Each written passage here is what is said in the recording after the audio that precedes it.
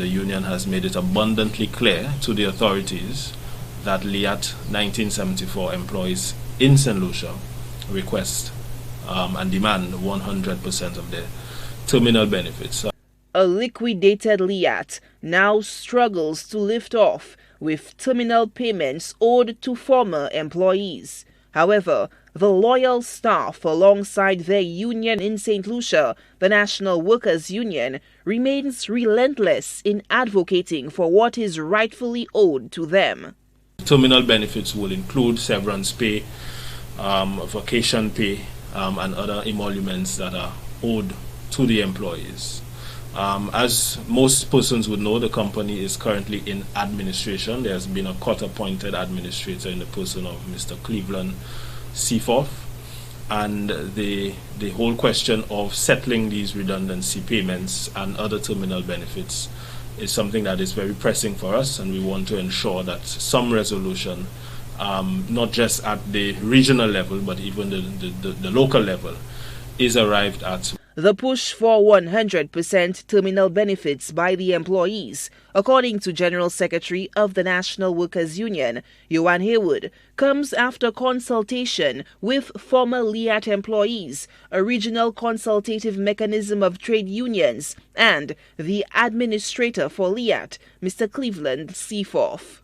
We're hoping we submitted some correspondence to the administrator up to last week. And we're waiting to see what comes out of this particular administration process to ensure that the Liat 1974 employees in St. Lucia get what they are legally entitled to. The financial plight of the air carrier has been well documented. However, the $29 million payout owed to its former employees remains the sticking point for the union in St. Lucia, despite other Caribbean islands taking alternative routes. There are discussions going on. I think the administrator indicated that he wanted the regional governments to get involved.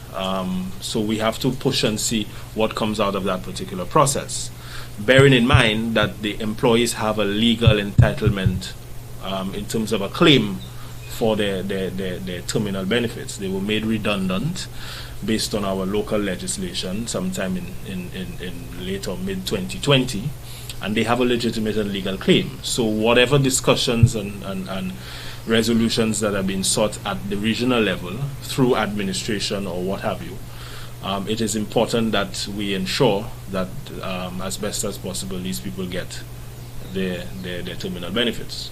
Prime Minister of Antigua and Barbuda, Gaston Brown, in January 2021, made a special plea to all regional governments to pay severance to their nationals who were employed by Liat.